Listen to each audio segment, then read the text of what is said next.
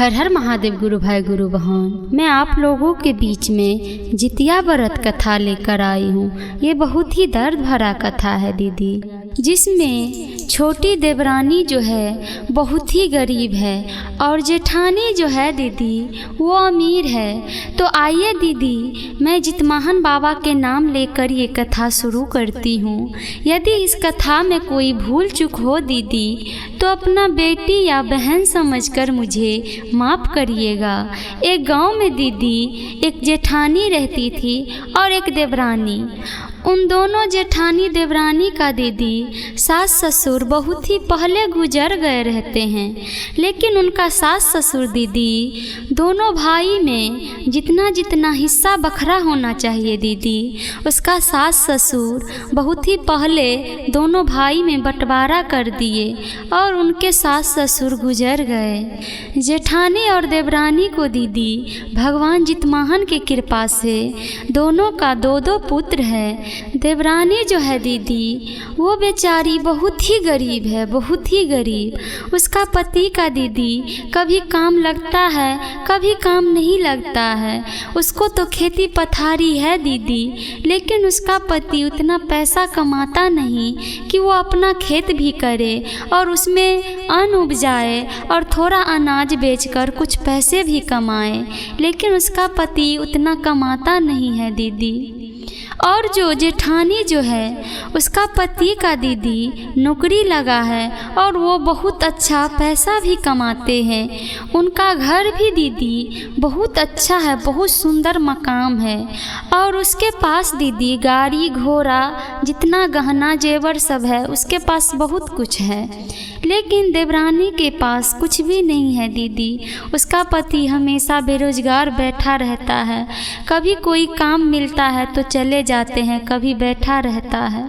एक दिन के बात है दीदी, जब जितमाहन भगवान के व्रत आते हैं तब तो वो दोनों देवरानी और जेठानी दोनों जितिया व्रत करती है। वो जो देवरानी है दीदी जो गरीब है वो अपने जेठानी से कहने जाती है, दीदी आज तो नहाए खाए का दिन है, चलिए न नदी में नहाने के लिए। सब लोग गए हैं नदी में नहाने के लिए। तब उसके जेठानी कहती है देवरानी से, तू जा, तुझे ज़रूरत है नदी में नहाने का, मैं अपना कल ही पे नहा लूँगी। वो बेचारी देवरानी दीदी अपना घर पर आ जाती है और अपने दोनों बच्चे से कहती है, बाबू घर में से तुम बाहर कहीं नहीं जाना, घर ही में रहना, मैं नदी से आ रही हूँ नहा के। तब देवरानी जाती है नदी नहाने के लिए तो रास्ता में एक बूढ़ी माई मिल जाती है।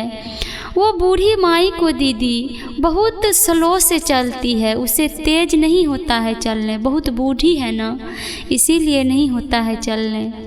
तब वो बूढ़ी माई कहती है उस देवरानी से जो गरीब थी, कहती है, बेटी तुम कहाँ जा रही हो? तो वो देवरानी कहती है, देखिए माई आज नहाए खाए का दिन है, मैं आज नदी नहाने जा रही हूँ।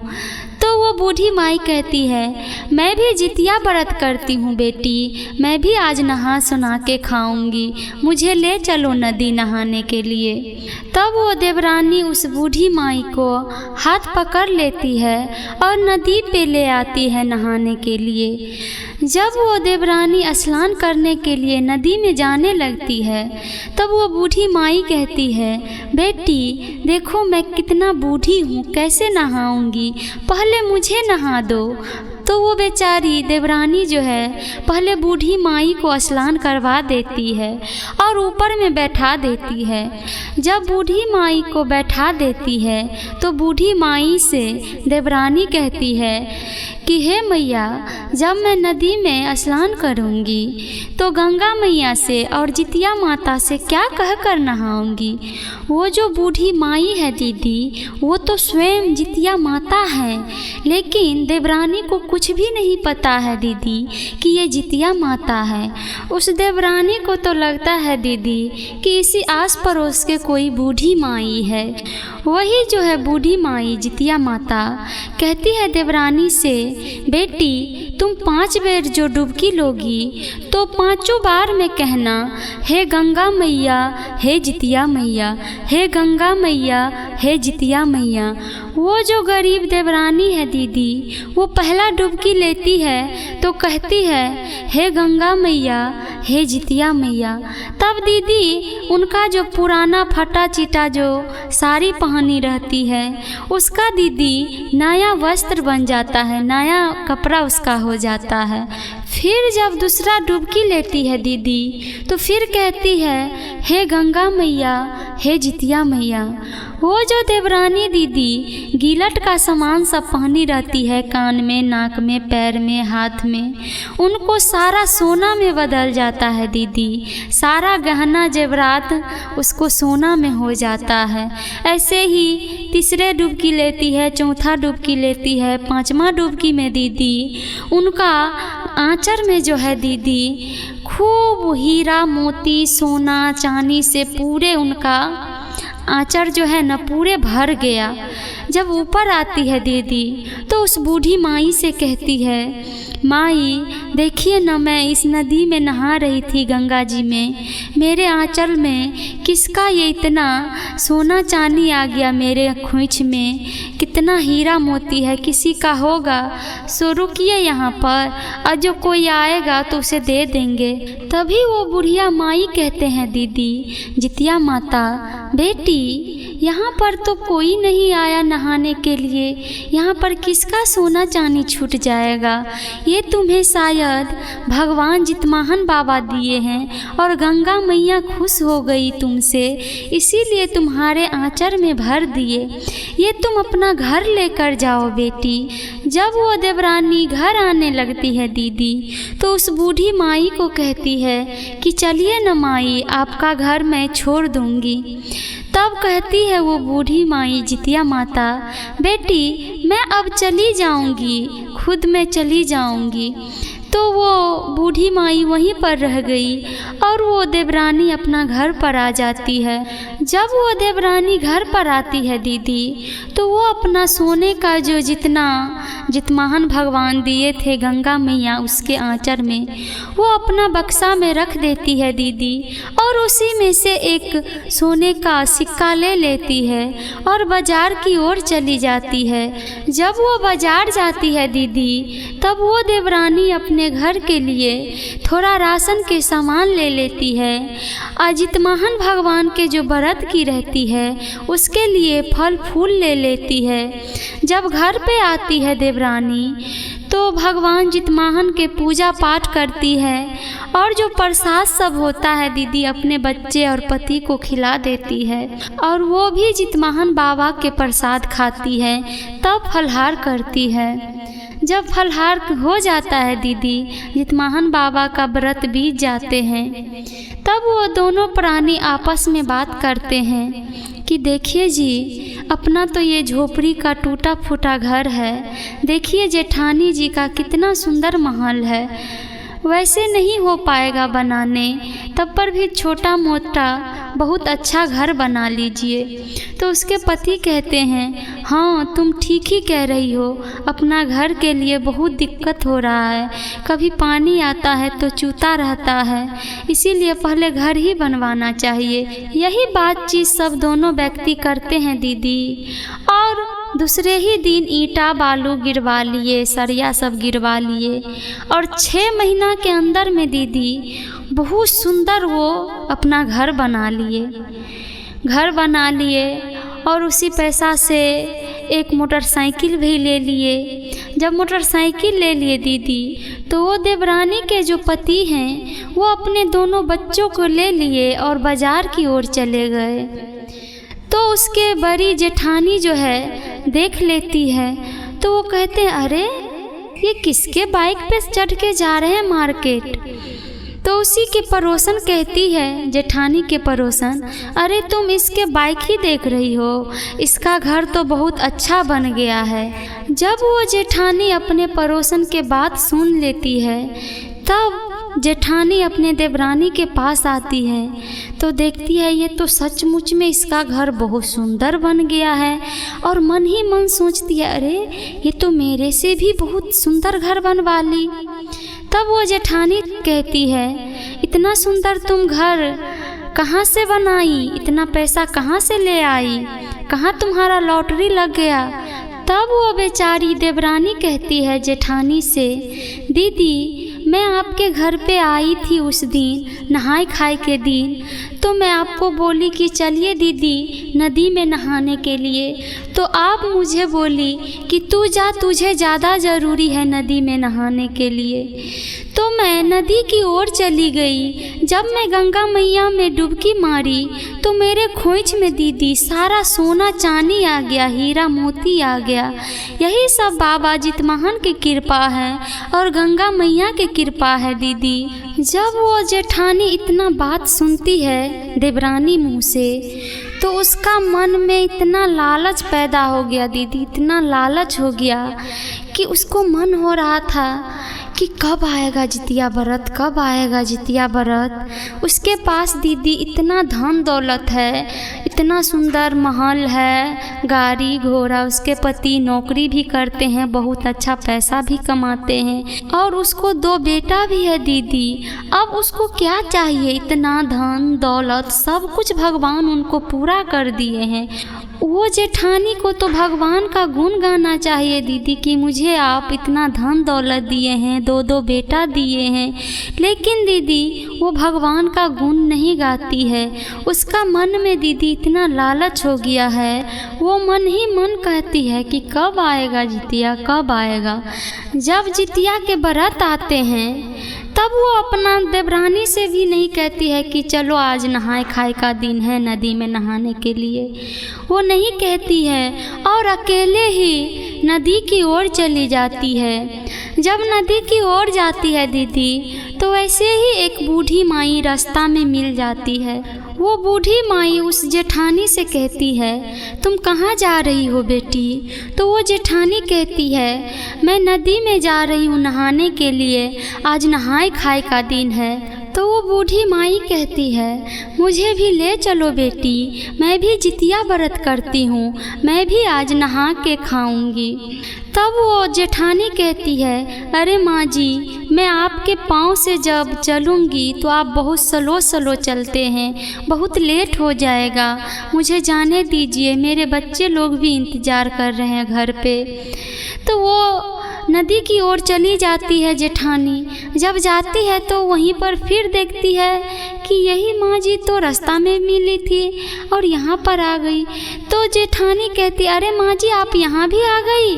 तब वो बूढ़ी माई कहती है हाँ बेटी मैं यहाँ पर आ गई, रास्ता में मिल गया था कोई तो यहाँ पर वो लेकर आ गया, इसीलिए मैं जल्दी आ गई। वो बूढ़ी माई जेठानी से कहती है बेटी मुझे नहा दोगी। तो वो जेठानी कहती है माँ जी आप खुद नहा लीजिए ना, मैं जाती हूँ नहाने के लिए। तो कहती है जेठानी जी उस बूढ़ी माई से कि माँ जी कैसे नहाया जाता है नदी में और क्या कहेंगे गंगा मैया से। तो वो बूढ़ी माई कहती है बेटी तुम बोलना है गंगा मैया है जितिया माता, ऐसे ही 5 डुबकी लो और ऐसे ही बोलो माता का नाम लो। जब वो जेठानी स्नान करती है और डुबकी लेती है तो वो भी कहती है हे गंगा मैया हे जितिया मैया। उसको तो दीदी मन में लालच भरा था, जितना जो नया कपड़ा पहन कर गई थी दीदी उसका फटा पुराना हो जाता है। फिर दूसरा डुबकी में कहती है हे गंगा मैया हे जितिया माता, और जब जितना गहना जो पहनी रहती है उसका सारा गहना गीलट हो जाता है दीदी। जब वो तीसरा डुबकी लेती है दीदी तो वो जितिया माई से कहती है हे जितिया माई हे गंगा माई मेरे बेटों को लंबी उम्र देना और मेरा घर और ऊंचा हो जाए। तो दीदी इतना आंधी तूफान तभी आता है, उसका घर उसी आंधी तूफान में गिर पड़ता है, उसी में उनका दोनों बेटा रहता है, वो दबाकर उनका बेटा का मृत्यु हो जाता है। ऐसे ही 4 डुबकी लेती है। 5वां डुबकी में दीदी वो कहती है, हे गंगा मैया, हे जितिया मैया। तब उसका जो खोइछा है दीदी, खोइछ में इतना कीड़ा मकोड़ा भर जाता है, जितना पानी के अंदर जितना कीड़ा मकोड़ा सब रहता है, बिच्छू सब सारा चीज़ से उसके आंचल में भर जाता है। और उसका पैर जो है दीदी उसी पानी में लोथ हो जाता है, वो ऊपर आ नहीं सकती है, इतना लोथ हो जाता है। कैसे भी करके वो बेचारी ऊपर में आती है।